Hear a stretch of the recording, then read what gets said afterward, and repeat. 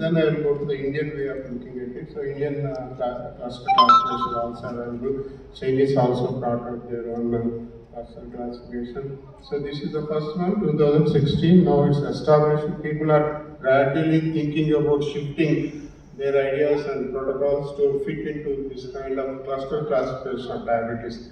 This is based on 6 clinical and biochemical characteristics. Most of them age diagnosis, body mass index, all of you know, and diabetes control, regulated hemoglobin, but they have added C-peptide and GAD antibodies. C-peptide and GAD antibodies are required for dividing or classifying your diabetic subjects in adult onset. I am talking about adult onset into different clusters. There are about 5 clusters you can see here.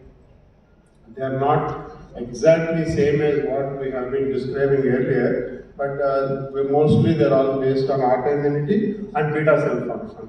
So severely insulin deficient or severely autoimmune disease. That means they have several antibodies: thyroid antibody, pancreatic antibody, tissue transglutaminase, celiac antibodies. Like that, there are so many antibodies. Some patients have sort of severe autoimmune disease. So severe insulin deficiency, C-peptide less than 0.3 in fasting. And then we also have insulin resistance. Most of us have been hearing about it because obesity and insulin resistance, fatty liver and all these things are known to most of us. They are called severe insulin resistant diabetes. And of course, mild obesity related and mild age, they are basically safe based classification. This is a Asian Indian data.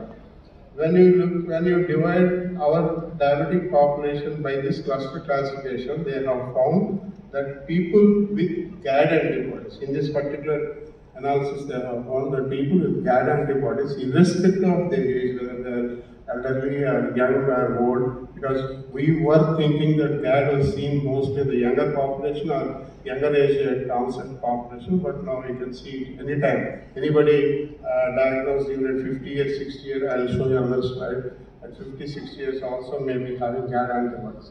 So people with GAD antibodies are more prone for developing retinopathy in Japan. This is Japanese population.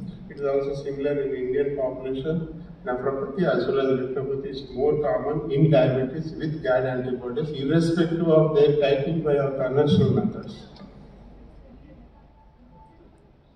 Chinese also added uric acid. Chinese also added inheritance, family history. So they wanted to make it more focused towards large vessel disease also. We have been talking about retinopathy and nephropathy because in India, about 30-40% of the people with diabetes present with one of these small vessel disease. But they wanted to include large vessel disease also. So they were talking about other coronary risk factors like uric acid. So this is the way Indians look at it. So recently, last few years, we are also trying to devise a cluster classification based on these autoimmunity and beta cell function. But here, most important is, please read the last 4 lines. There is something called combined insulin resistant and deficiency. Previously, we used to call it ketosis resistant, insulin resistant. We used to have thin young people getting diabetes without ketosis, but requiring almost 100 units of insulin. If you remember, that is a type of diabetes we used to have in villages and rural population. That particular category is still existing, and now it's called combined insulin resistance and deficiency also. So this is something which is typical or specific to our population. So this is one lady at 48 years. She developed diabetes. She is not grossly obese, but she has GAD antibodies. She has C-peptide less than 0.3. That means she is insulin deficient, and also I have been following her for the last 3-4 years. Post-COVID also she has come to me, and this is combined insulin deficient, insulin resistant. These names are all given by Indian people nowadays, so we call it combined insulin. This is the first time this particular entity is being called as insulin resistance as well as insulin deficient. So this is one case I'm going to get. And this is possible because we have more and more diagnostics available. That is the most important. The significance of identifying somebody as CAR-DD is that these people are not amenable to most of our anti-diabetics. So you have to start them on insulin at least 3-4 times a day. That's very important. They're all insulin dependent. But unfortunately, because they're elderly, they're all normal looking, they are neither overweight or lean, so they're all being treated with anti-diabetics for longer periods and actually making them more prone for developing complications.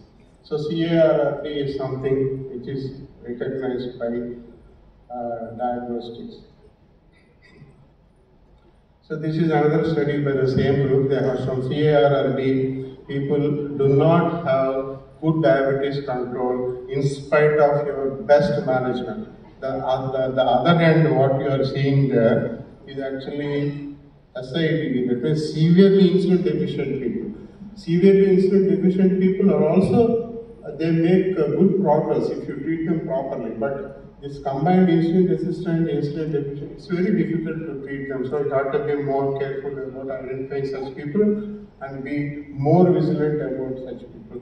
So we had the great privilege of being nurtured by Jerry Palmer. He's a big name in Seattle, and he asked us to make point-of-care devices for either cell antibody, insulin antibody, GAD antibody, tissue transcriptase antibody.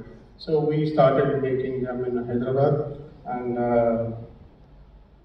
so we have also done several population studies with all these 7 antibodies and shown that general population with or without diabetes, with or without pre-diabetes, they are prone for having this kind of antibodies and also the complications. So that is the reason why you see several people in general population without having diabetes but getting into vascular complications like any diabetes. So diabetes is only one of the components of metabolic disease. So metabolic disease can be identified when you have other important information on antibodies like this. This is the basic idea. We have done a study in Pochampalli.